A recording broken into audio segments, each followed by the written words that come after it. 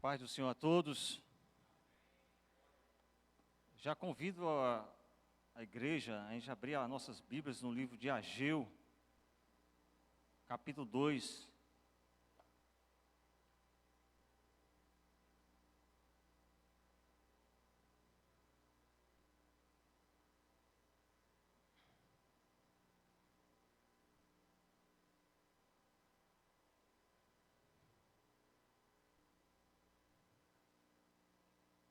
Capítulo 2, a gente vai ler a primeira parte do verso, a primeira parte que na minha Bíblia, talvez seja os versículos chaves do livro inteiro, estejam no início do capítulo 2. E pela sequência dos estudos que foram feitos, o tema de hoje seria deixando o passado para trás. Então vamos lembrar desse tema, tá? Deixando o passado para trás. Nós vamos ler o início do capítulo 2, do verso 1 a 5, pode estar sentados mesmo, a gente vai. Vamos ler os 9 primeiros versículos, que diz assim: no segundo ano do rei Dario, no 7º mês, do 21º do mês, veio a palavra do Senhor por intermédio do profeta Ageu, dizendo: fala agora a Zorobabel, filho de Selatiel, governador de Judá, e a Josué, filho de Josadaque, o sumo sacerdote, e ao resto do povo, dizendo: quem dentre vós que tenha sobrevivido contemplou esta casa na sua primeira glória? E como a vedes agora? Não é ela como nada aos vossos olhos? Ora, pois sê forte, Zorobabel, diz o Senhor, e sê forte, Josué, filho de Josadaque, o sumo sacerdote, e tu, todo o povo da terra, sê forte, diz o Senhor, e trabalhai, porque eu sou convosco, diz o Senhor dos exércitos. Segundo a palavra da aliança que fiz convosco, quando saíste do Egito, o meu espírito habita no meio de vós, não temais, pois assim diz o Senhor dos exércitos: ainda uma vez, dentro em pouco, farei abalar o céu, a terra, o mar e a terra seca. Farei abalar todas as nações, e as coisas preciosas de todas as nações virão, e encherei de glória esta casa, diz o Senhor dos exércitos. Minha é a prata, meu é o ouro, diz o Senhor dos exércitos. A glória desta última casa será maior do que a primeira, diz o Senhor dos exércitos. E neste lugar darei a paz, diz o Senhor dos exércitos. Amém, graças a Deus. O Senhor nos conduz nesse momento, fala aos nossos corações, para que possamos aplicar a Tua palavra nas nossas vidas, nos dias de hoje, Senhor. No nome santo de Jesus. Amém. Irmãos, nós vamos tentar entender o contexto, né, dessa passagem. E também a gente vai ter que ter a ajuda de outro livro, que é o livro de Esdras, tá? Para quem não sabe, o livro de Esdras, ele é um livro que também fala do tempo em que Ageu profetizou. Então a gente vai se reportar também ao livro de Esdras, que é muito importante para o entendimento do que a gente acabou de ler.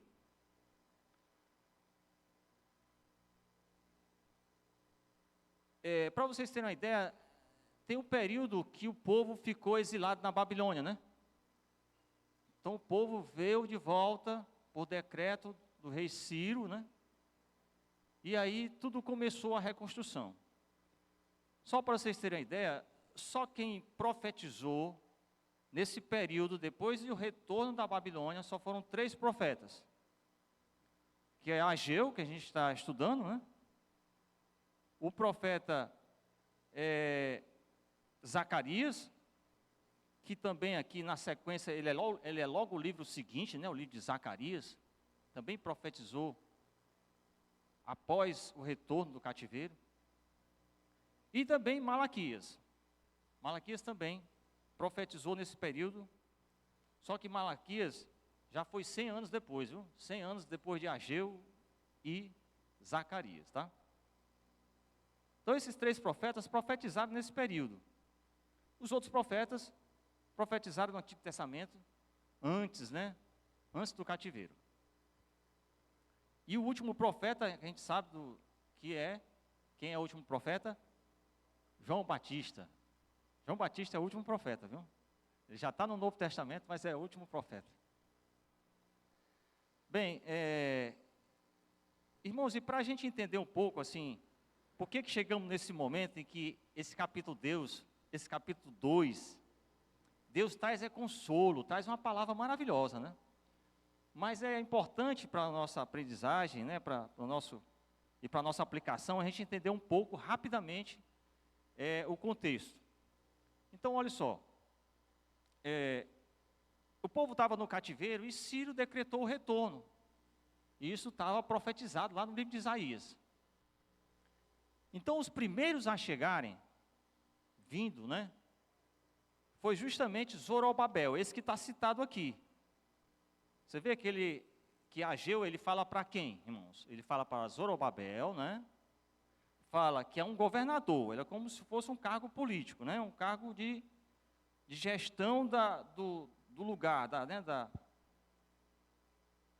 E Josué, que era filho de Josadaque, que era o sumo sacerdote. Esse é, assim, uma função mais no que se refere à organização, né, do culto a Deus, né? Josué cuidava dessa parte. Então Zorobabel foi o primeiro a chegar. E eles já começaram a se dedicar à reconstrução de tudo, do templo, colocando os primeiros alicerces, certo? E aconteceu que houve um certo ciúme. Lembre-se, quando os judeus voltam da Babilônia, já existiam judeus do Reino do Norte habitando na região da Samaria, né? É mais ao norte. Esse povo foi dominado pelos assírios, muito antes do cativeiro. Só que eles se misturaram com povos idólatras, casaram com mulheres, né, do povo assírio. E logo que Zorobabel chega, irmãos, olha, uma coisa interessante da história do povo de Deus. O povo volta do cativeiro sem idolatria. O povo aprendeu na pele que era algo que desagradava a Deus de uma forma tremenda. Talvez fosse a coisa que mais desagradou a Deus na caminhada do povo, foi a idolatria. E o povo volta do cativeiro pensando só em Deus. E aí vem os judeus antigos, que perceberam que o povo estava voltando, e se colocaram para ajudar. Nós queremos participar desta obra de vocês. Isso está descrito no livro de Esdras, certo? Eles chegam para Zorobabel e dizendo que querem ajudar. E Zorobabel disse que recusou a ajuda deles. A gente estudou isso na sala de jovens, recentemente, porque eles estão estudando o panorama do Antigo Testamento na escola bíblica, viu, irmão? Escola bíblica é onde a gente aprende esses detalhes, viu? Quando a gente está aqui na pregação falando de detalhes, essas coisas que a gente costuma ir muito rápido, porque na verdade a gente quer trazer uma mensagem espiritual, né? Essas coisinhas menores a gente aprende na escola bíblica, né? Então, olhe lá como é importante a escola, né? Então, Zorobabel diz não para aquele povo. E o povo ficou chateado. Por que Zorobabel disse não? Porque Zorobabel sabia que eles estavam envolvidos com idolatria, irmãos. Se ele permitisse, já começaria errado o retorno do cativeiro. Deus ia olhar e ia dizer, estão começando errado de novo. Então Zorobabel fez certo. Só que esse povo ficou com ciúme e enviou cartas. Quando eles enviaram cartas, Ciro já não estava lá. Então o novo rei da Pérsia lá, que era Artaxerxes, recebe. E a carta pintava um quadro, uma sombra negra sobre Zorobabel e o povo que estava com ele. Dizendo, esse povo é povo difícil, é povo que deu trabalho, né? A história desse povo é cheia de coisas, né? Eles querem se fortalecer para não pagar os impostos para ti. Aí a gente já aprende umas coisas, não já? Quantas pessoas que veem alguém prosperar, fica tentando, né, puxar o tapete, né? E às vezes até cria histórias para dificultar a vida de alguém, né? Isso acontece hoje, a gente sabe disso. Foi o que aconteceu naquela época. E por conta disso, o rei decretou que a obra fosse parada, paralisada. E a ordem já veio de lá, dizendo que a obra fosse paralisada. E o povo paralisou a obra e cada um voltou para suas casas. Só que os anos se passaram, e os anos se passaram. Mas veio um outro homem de Deus, né? A história de Esdras fala dele, que ele resolve escrever novamente ao rei Persa, e nesse momento o rei já era Dario. Tá certo? E Dario já é citado aqui no livro de Ageu, né? Então, Dario, ele recebe uma correspondência dele. Vamos lá com o livro de Esdras. Vou separar minha Bíblia aqui para ficar fácil de encontrar.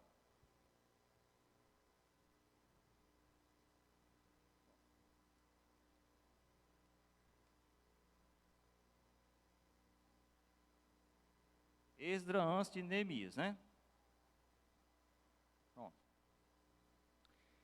Então, um outro homem de Deus escreveu uma carta a Dario, isso está no capítulo 4, certo? Não, o capítulo 4 é quando o povo fica zangado com Zorobabel e manda aquela carta, né? E aí, mais à frente, tem um homem de Deus que escreve uma carta a Dario, dizendo que o rei Ciro havia decretado. Irmãos, uma coisa da cultura daquela época, que uma vez que um rei decreta alguma coisa, eles entendem que aquilo precisa ser feito. Porque se não for, o povo vai desdenhar sobre as novas decisões do atual rei. Se ele sabe que uma decisão de um rei não foi obedecida, o reino dele já está em risco. Então, foi só isso que esse homem de Deus pediu, para que Dario verificasse lá nos registros, que Ciro já tinha dito, que inclusive não só que eles retornassem, mas todo o recurso que eles precisassem, estaria pronto a fornecer. Aí ele vai e verifica lá e comprova que realmente isso está lá, e autoriza de novo a reconstrução do templo. Tá? Só que você aí, uma coisa interessante do livro de Ageu, é quando a gente volta para o início do livro de Ageu.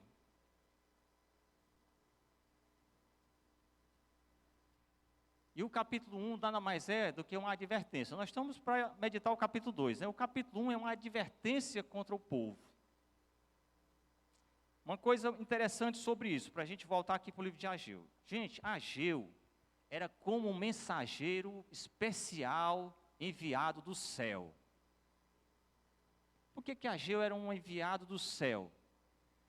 Porque a experiência de você ter no seu meio um profeta falando da mensagem de Deus era uma coisa que ninguém sabia mais. Essa geração não tinha visto isso. Quem viu a geração dos profetas foram os que viveram antes do cativeiro, ou talvez alguns poucos que ainda estavam vivos, mas já idosos. Eles passaram 70 anos no cativeiro. E talvez quem viu, talvez fosse uma criança, né? E depois de 70 anos, você vai ter lembranças de um profeta que falou, você era um jovem, uma criança, alguma coisa assim, né? Se você ainda estivesse vivo. Então, essa experiência não existia. Então, de repente, aparece um homem falando de Deus, dizendo que Deus havia falado. Então, isso já foi uma bênção enorme. Já foi um sinal de que o retorno era algo que já estava programado por Deus. Isso são coisas para a gente estar atento também. Quantas vezes, né? Deus nos dá uma direção, e no caminho da direção Ele já confirma alguma coisa. A gente tem que estar atento a isso, para perceber. Deus tem todo o cuidado, irmãos, de fazer nos lembrar de que nós continuamos no caminho dele. Isso ainda hoje é assim. Então, Deus fala para Ciro para o povo retornar. O povo chega. Aí vem resistência, dizendo que não é para construir o templo. Aí eu pergunto a vocês, quando há uma resistência muito grande, isso quer dizer que Deus mudou de ideia? Porque até hoje, muitos de nós decidem uma caminhada porque aparece um contratempo específico e a gente acha que aqui Deus mudou de ideia. Aí, não, acho que não é isso que Deus pediu para me fazer, não. Nós vamos falar muito sobre isso, tá? Então, Ageu era esse profeta especial. O primeiro, né? Que começou a profetizar. Mas uma coisa interessante, o primeiro capítulo fala de uma advertência. Vocês já estudaram aqui nas outras terças-feiras. O povo estava preocupado só com as suas casas, e a casa de Deus estava em ruínas. Aí Deus adverte o povo. Mas olha, Deus adverte, era como quem estava só lembrando, olha, me parece que vocês nem lembram mais que o Dario já disse que vocês podiam continuar a obra, mas vocês não continuaram. Vocês pararam. Acaso eu também não falei através de Dario, eu não estou agindo através de Dario? Então, uma coisa interessante sobre essa primeira parte, irmãos, é que grandes homens e mulheres de Deus, olha, precisaram ser movidos para suas obrigações quando eles ficaram descuidados. De vez em quando, irmãos, nós ficamos descuidados, tá certo? É esse o ponto, que é o que aconteceu com o povo naquela época. E Deus usa alguém para fazer aquela exortação, tá? Que é bênção de Deus. E há uma coisa também para a gente meditar sobre isso, porque ainda hoje, alguns de nós acham que para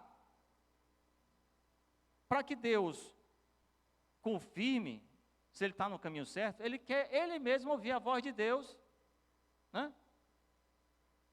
A exemplo de Natanael, né? Vocês se lembram de Natanael? Estava debaixo da figueira, orando, né? Talvez conversando com Deus, sozinho. Aí quando ele se encontra com Jesus, Jesus disse que ele estava debaixo da figueira. Eu vi você debaixo da figueira.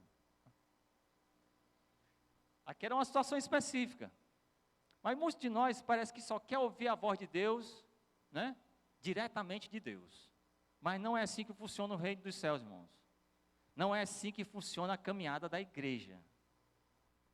De vez em quando a gente precisa ser movido por outra pessoa que está na caminhada, para a gente perceber que a gente precisa ser alertado. Isso faz parte do processo de crescimento nosso. Porque a humildade é parte do processo. Deus vai sempre usar uma outra pessoa para que a gente seja capaz de escutá-la. Porque querer ouvir diretamente a voz de Deus e não querer ouvir a voz de nenhuma pessoa do seu lado, é se achar, né, uma pessoa acima da média, né? Não é nem da média, acima, né? É você se julgar, né, merecedor de tamanha atenção. Apesar de que quando Deus usa uma pessoa, Deus está com muita atenção em relação a gente, irmãos. Deus usa uma outra pessoa para dizer que a gente precisa fazer uma correção de rumo. Não é? Então, olha só. É isso, a pergunta que você faria, qual era o pecado cometido nessa época de Ageu? Descuido é o pecado. Então, irmãos, descuido é pecado. A gente tem que estar muito atento. Às vezes é por descuido, ou seja, de não ouvir a voz de Deus, que a gente sai do caminho e adentra um caminho, né, que desagrada ao Senhor. Então eles cederam, né, aquela força, cederam à pressão do primeiro decreto lá do rei Artaxerxes, mas depois veio o decreto do Dario, mas ninguém se mexeu mais. Então, isso acontece conosco. Eles continuaram indiferentes, desanimados. Então, assim, aqueles que são empregados, se nós nos consideramos empregados de Deus, irmãos, vamos supor que nós somos empregados de Deus, certo? Nós podemos até se afastar dessa causa por causa de uma tempestade. Surgiu uma tempestade, a gente, opa, né? Todo mundo se recolhe para se proteger, né? Aí a tempestade volta, o que é de se esperar? A gente saia do abrigo e toque a boiada de novo, né? Nós temos um exemplo tão claro, irmãos, agora, não é? Nós tivemos um período de pandemia cheio de cuidados, cheio de preocupações. Muitos se recolheram. Aliás, todos nós nos recolhemos em casa, todos nós. Alguns foram mais afoitos, mas em geral todos nós. Passada essa tempestade, o que a gente faz? A gente sai de casa.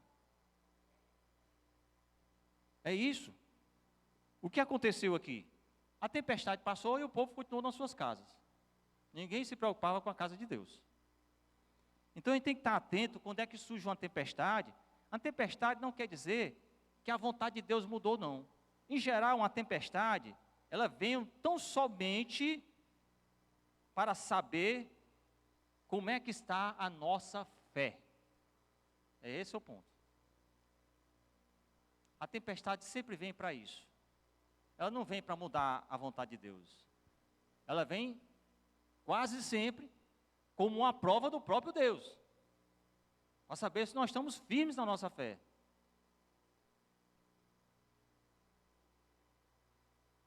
E muitos de nós, depois da tempestade, pode fraquejar muito. E diz, a fé do meu filho estava muito... Uma tempestadezinha passageira, já desistiu. E a gente tem que estar muito cuidado com essas decisões muito, tomadas no calor, né? Eu vi uma frase, recentemente, numa das pregações aqui, que a gente não deve tomar decisão quando está com raiva. Não toma decisão com raiva, né? Não toma decisão revoltado contra Deus. Acalma o coração, né? Aproveita para orar. A gente nunca lembra que nesses momentos é que a gente tem que orar, né? Que a gente vem orar quando está tudo bem, se reúne em oração, né? Na hora da peleja, que é para a oração não faltar, às vezes a gente nem lembra dela, né? Vou coçar a cabeça aqui. Meditando na minha vida também, né? Mas olha só. Então, tempestade, tem que estar atento. Tempestade não é mudança da vontade de Deus. Eles aqui precisavam lembrar de um dever que era deles. De vez em quando nós precisamos lembrar de um dever que é nosso. Sabe, o dever de ser pai em casa, de ser filho, de ser um irmão da comunhão. De vez em quando acontece a tempestade, eu não quero mais ser irmão da comunhão, eu quero desistir da família. Alguém tem que chegar para a pessoa e lembrar do dever que ele tinha. E muitas vezes, no calor de uma tempestade, a gente quer abandonar os nossos deveres. Como se Deus não me chamou para ser pai, nem chamou para ser irmão, nem nada, né? Geralmente a gente tende a colocar tudo nas mãos de Deus, no sentido de que a culpa é tua, Senhor, né? Não é aquela questão da minha causa na tuas mãos, não. É a culpa está nas tuas mãos.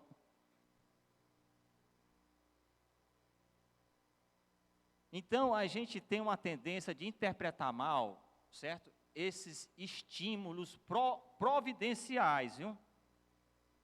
Porque às vezes, na tempestade, que depois a gente está mais forte do que antes.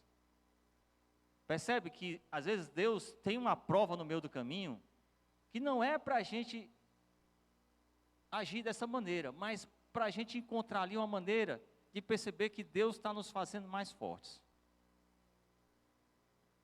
Então são estímulos, ou melhor, ou desestímulos, vamos dizer assim, mas que são providenciais. Ele só tem o objetivo de nos testar. É isso que Deus muitas vezes faz. Mas aí eles alegaram a própria pobreza. Eles alegaram, no capítulo 1 a gente vai perceber que eles alegaram a própria pobreza.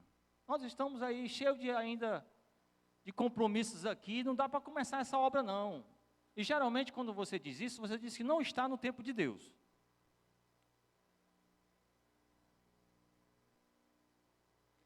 E a gente vê isso, né?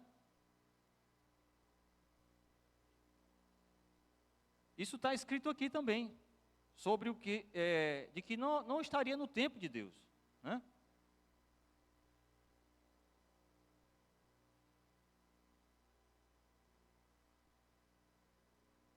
Porque já estava no início do capítulo 1 isso, né?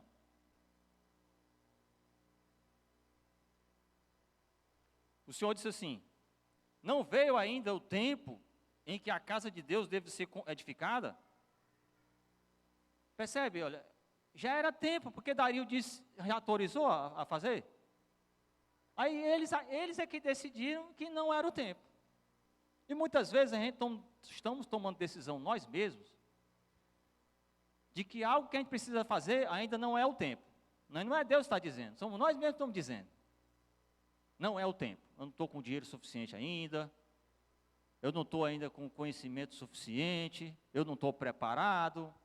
A gente geralmente tem uma lista de coisas para dizer que não é o tempo. Mas a gente precisa estar atento à voz de Deus. A voz de Deus, Ele fala diretamente conosco, fala pela sua palavra, fala pelos nossos líderes, pelos nossos irmãos. A gente precisa estar atento. De vez em quando é bom a gente provar a Deus, né?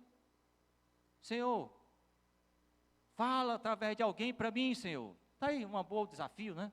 Sobre isso. Eu até estou achando que não é o tempo, mas você é sincero e conversa com Deus, certo? Digamos. Porque às vezes a gente não é sincero, a gente diz que não era o tempo, mas não quer envolver o Deus na história. Eu já disse que não é o tempo, né? De fazer. Mas vamos supor que você decida compartilhar com Deus, né? Aí você diz assim: Senhor, eu estou achando que não é o tempo, mas fala comigo, fala através do irmão. E aceite quando a palavra vier, viu? Porque você pode vir no próximo culto da igreja e a primeira pessoa que você encontrar pode dizer assim: meu irmão, o que é que você está esperando? Aí você de repente pode até cair, né? Nesse momento dizendo. Às vezes é só uma frase dessa, suficiente para dizer que Deus está falando com você. Eles alegaram a própria pobreza, mas Deus esclareceu bem o que é que foi a questão. É que Deus disse que eles estavam enfrentando dificuldades justamente porque eles abandonaram a casa do Senhor. Foi por isso que eles estão em dificuldade. Não é porque eles estão em dificuldades e eles não podem trabalhar. Não. Vocês estão em dificuldades porque vocês esqueceram de mim.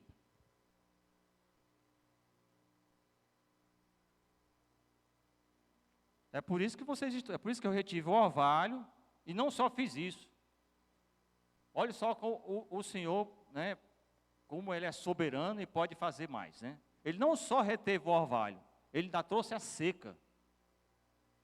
Dizem que o sol, né, ele está aí para trazer vida às plantas, a tudo, né? Porque sem sol nada vive na natureza. Mas o mesmo sol, com um pouquinho mais de intensidade, a terra fica seca, ressequida e nada nasce ali, né? Então, do próprio sol pode vir vida, mas pode vir morte, né? Então, da parte de Deus é a mesma coisa. Estar com Deus em alegria é vida. Estar com Deus, ou aparentemente estar com Deus em desobediência, é morte. Sem ouvir a voz de Deus, né? É você estar longe de Deus. Então a gente precisa, irmão, da ajuda dos profetas, dos ministros. A gente não pode prescindir, ou seja, desprezar aqueles que ministram para nós. Porque é isso que vai nos trazendo de novo de volta. E a gente sai daquela de ouvir só o coração, né? O coração individual do homem é perigoso, né? Então precisamos dos profetas, dos ministros, dos nossos líderes, pastores, para que nós possamos entender o pensamento de Deus melhor, porque os pensamentos de Deus são mais elevados, precisamos de ajuda.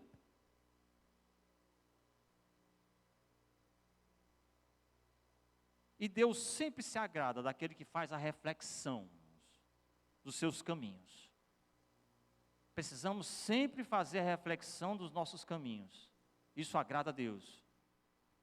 Quando a gente obedece, Deus já atende. A coisa mais interessante do início do capítulo 2, certo, de Ageu, é que começa assim, ó. Eu gosto desses homens que estudam a palavra de Deus e encontram coisas que a gente não consegue na hora, na primeira leitura, enxergar nada. Porque o capítulo 2 de Ageu diz assim: no segundo ano do rei Dario, no 7º mês, no 21º do mês. A correção de Deus, aquela puxada, né, aquela exortação de Deus no capítulo 1, foi no 6º mês.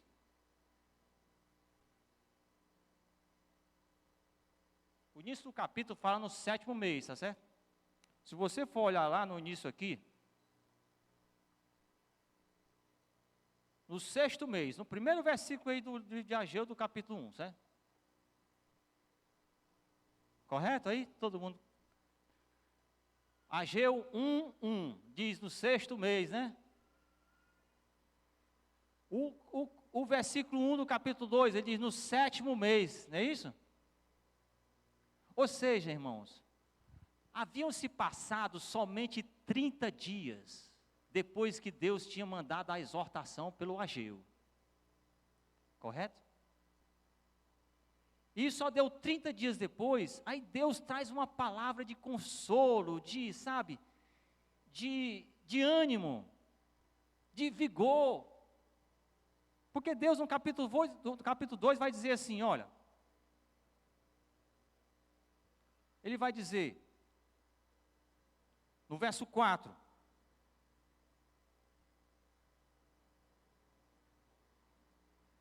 ser forte, Zorobabel, ser forte, Josué, ser forte, todo o povo, porque eu sou convosco. Mãe, você já imaginou Deus chegar para você, e você não ter dúvida nenhuma, e Deus dizer com essas palavras, eu estou contigo. Já pensou disso?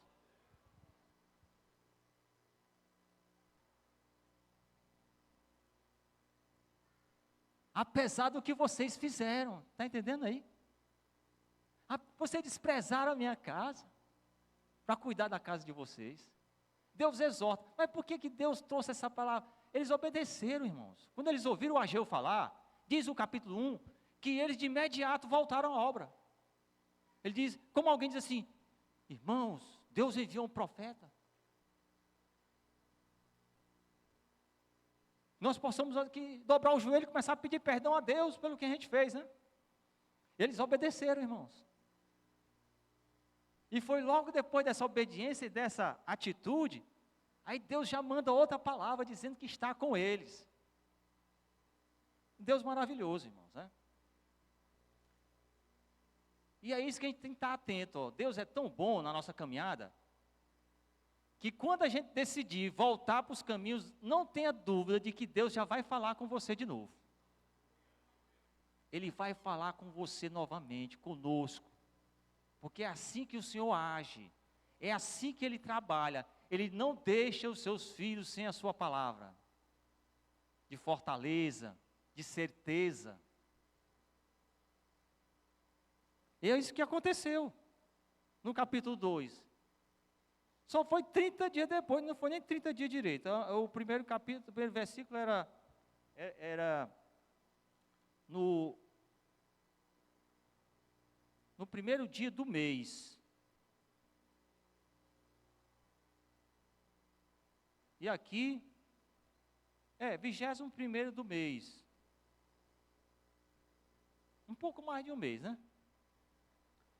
Mas é isso, irmãos, é o que o Senhor faz.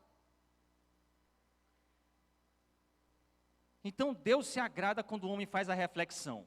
Esse povo fez a reflexão, e Deus, quando se agrada, né? Ele responde além das nossas expectativas. Além, sempre. Porque a gente podia pensar assim, rapaz, Deus está zangado com a gente, Ele mandou a exortação aí. Rapaz, tomara que o Senhor, né, tenha misericórdia. Aí em seguida, o Senhor faz algo que não era de se esperar, dizer, eu estou contigo, né? Ele sempre nos surpreende, o Senhor. Foi o que Ele fez, né? Então, a gente deve sempre rever decisões passadas. O tema aqui era deixando o passado para trás, né? Mas em relação a rever nossas decisões, não. Aí o passado precisa ser, né? Precisa voltar para a mente, a gente, né? Repensar ele aqui, se quebrantar, se arrepender, e esperar pela graça de Deus, e o Senhor responde, né? O Senhor responde. Mas é no sentido de que, uma vez que a gente já estava com toda a vontade, com todo o vigor naquela obra e foi interrompida, é na hora que voltar, você voltar com todas as forças, voltar com todas as forças novamente, é você começar a agir como que o passado não faz diferença. O passado, ele já não te incomoda, ele deixa de ser um peso para nós. No sentido de que o Senhor falou conosco. Ele não é um Deus que guarda nossos pecados. Ele é um Deus que perdoa. Então, o Senhor, uma vez falou conosco, tenhamos a certeza que o passado está totalmente enterrado e soterrado, irmãos.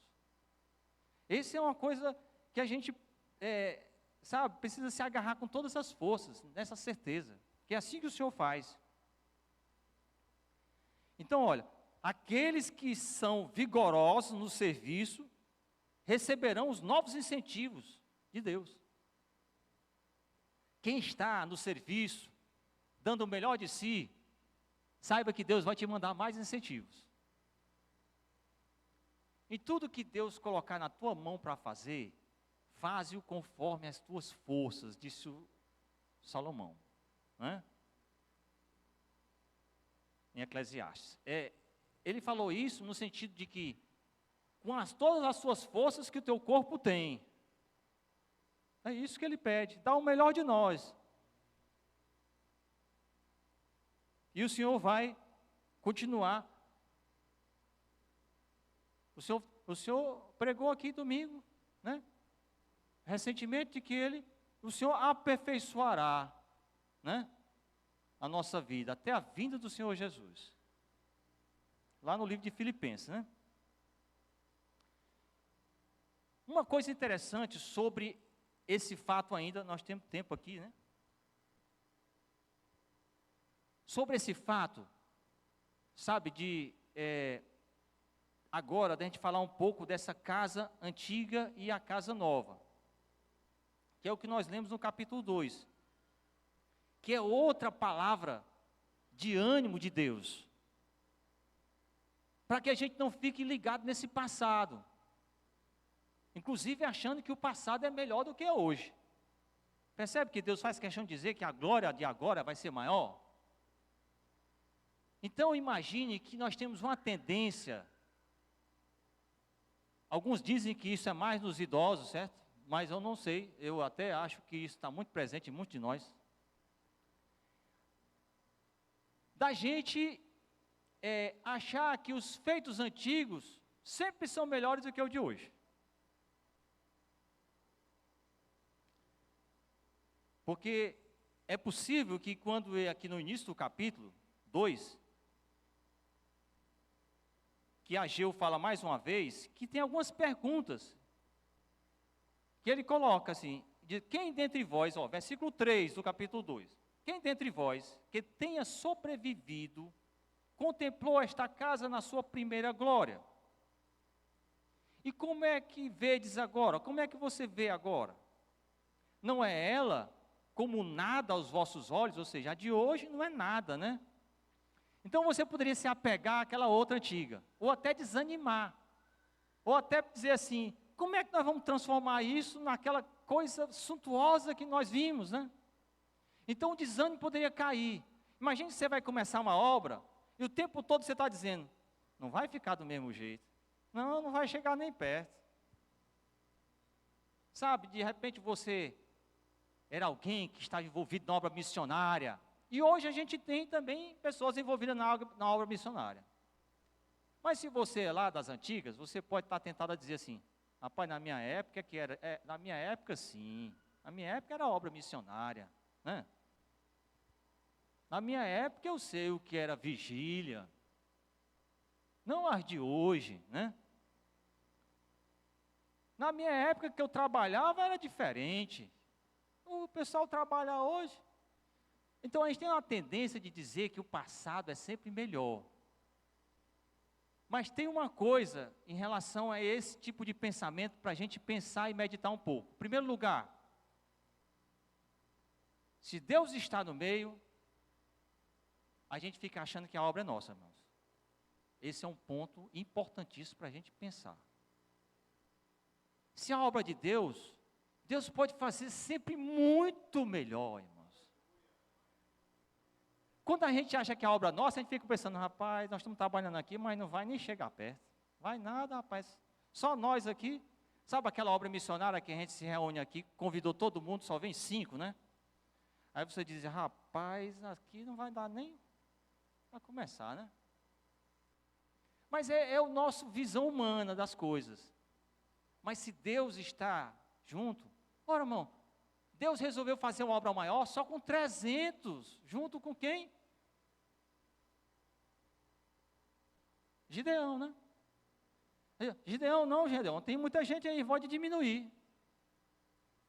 Para ele mostrar que a obra era dele, não era do Gideão.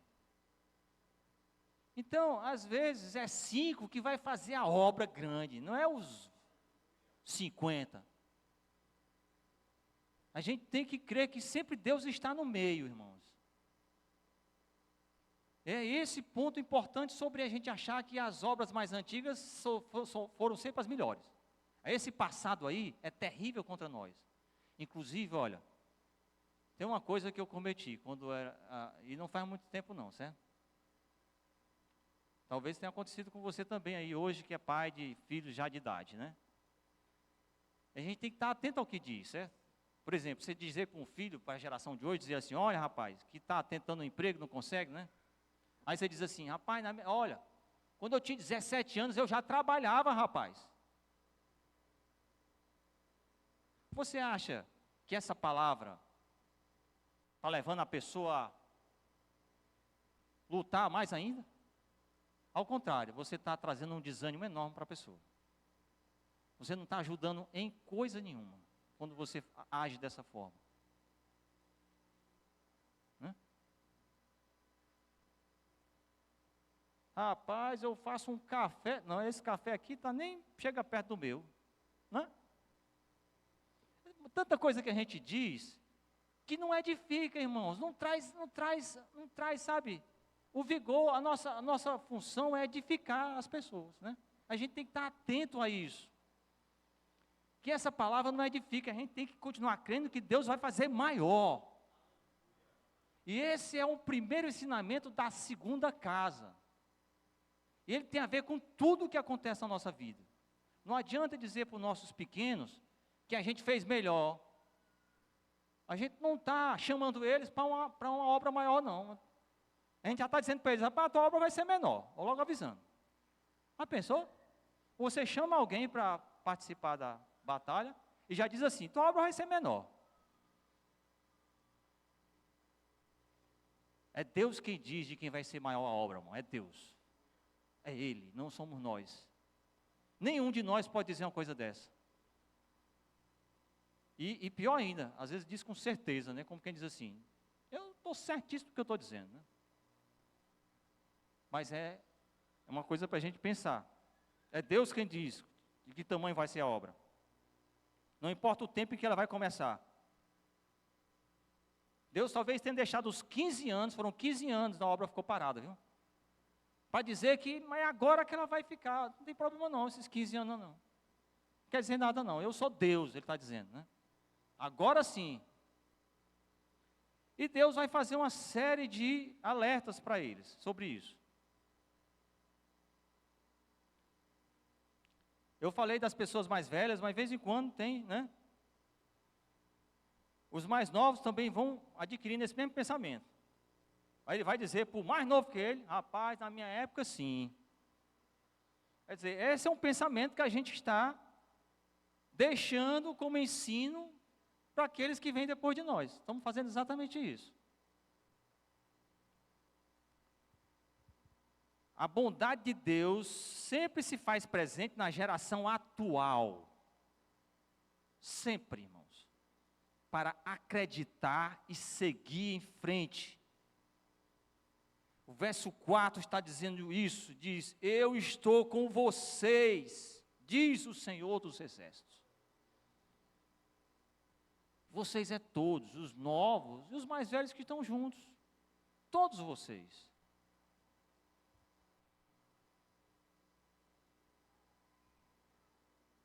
Deus está conosco. Ainda sobre a segunda casa, existem várias linhas teológicas sobre isso, né? A primeira casa, a primeira vinda de Jesus, a segunda casa, a segunda vinda, e ela vai ser a glória maior ainda. Tudo que Deus faz agora é sempre maior do que antes. A glória da segunda vinda vai ser muito maior, de Jesus, né? E também tem essa questão mais da construção do templo, do prédio, né? O primeiro prédio é de Salomão, né? E a segunda glória é o prédio que está sendo construído agora. E pelo fato de que foi neste prédio, que estava em ruínas e que foi construído, que foi ali que Jesus foi apresentado no 8º dia. E nenhum outro templo teve glória tamanha como essa, de receber o Salvador, criancinha, sendo apresentado por Simeão, né? E depois aos 12 anos, e nem sabe quantos anos antes dos 12, porque 12 foi só o ano que o Lucas registrou no seu evangelho, com 12 anos, ensinando aos mestres, na porta do templo, e já adulto, pregando a palavra de Deus, nos diversos portões ao redor do templo, e mesmo em algumas salas do templo. Ele esteve lá por diversas vezes, pregando que o reino do céu já estava ali. O reino do céu era chegado. Tem glória maior do que essa? Essa é a segunda glória, do ponto de vista do tempo, do espaço em que as coisas aconteceram. Né? Então o Senhor está nos dando uma mensagem sobre o passado, irmãos. É que em primeiro lugar o passado é para meditar e corrigir rumos. E em segundo, creia sempre que a obra de hoje o Senhor quer fazer maior do que a obra de ontem. Ele quer fazer conosco. 10 minutos para as 9. Vamos ficar de pé para a gente orar. Aproveitar esses momentos finais para a gente orar. E o pastor vai já vir aqui também para fazer essa conclusão, mas eu quero fazer essa oração inicial sobre a palavra que nós meditamos, tá? Senhor Deus maravilhoso Pai, nós somos muito gratos a Ti por esta noite, Senhor. Eu sei que Tu estás sempre falando coisas tão preciosas, Senhor, para que possamos refletir em tudo o que fazemos, nas pequenas coisas, nos papéis que Tu já nos deste para cumprir, para que a gente tenha certeza que nós estamos no caminho daquilo que Te agrada, Senhor, e que Tu possa usar os Teus ministros, os nossos irmãos, aqueles a quem a Tu escolher, para nos advertir, para nos direcionar, porque eu sei que é assim que o Teu amor tem sido demonstrado em nossas vidas. E eu sei que tu desejas fazer a tua igreja, porque tu já declaraste isso, que a tua igreja é vitoriosa, Senhor. Nos ajuda a ouvir a tua palavra, a ouvir o teu conselho, refletir, voltar ao caminho em que estávamos antes. E saber que é neste conjunto, é na formação da tua igreja que nós somos edificados, Senhor. Nos perdoa por qualquer ação individual, por qualquer pensamento, Senhor, que tenha colocado a gente acima de tudo. E sabemos que muitas vezes nos colocamos até acima de Ti, achando que a nossa vontade é melhor. E talvez não querendo nem ouvir a Tua voz, Senhor Deus, para não mudar os rumos da coisa. Mas, Senhor, tem misericórdia, estamos aqui para reconhecer que precisamos de Ti. Nos ajuda. Obrigado pelo Teu consolo sempre, Senhor, porque até este culto também, a cada momento que Tu nos dá aqui reunidos, é também demonstrando esse Teu consolo, esse Teu cuidado, Senhor, de fazermos sempre caminhar em frente, sempre caminharmos em direção ao céu, Senhor. E é assim que nós Te agradecemos, meu Pai, no nome santo de Jesus e para a glória de Jesus. Pastor Alex.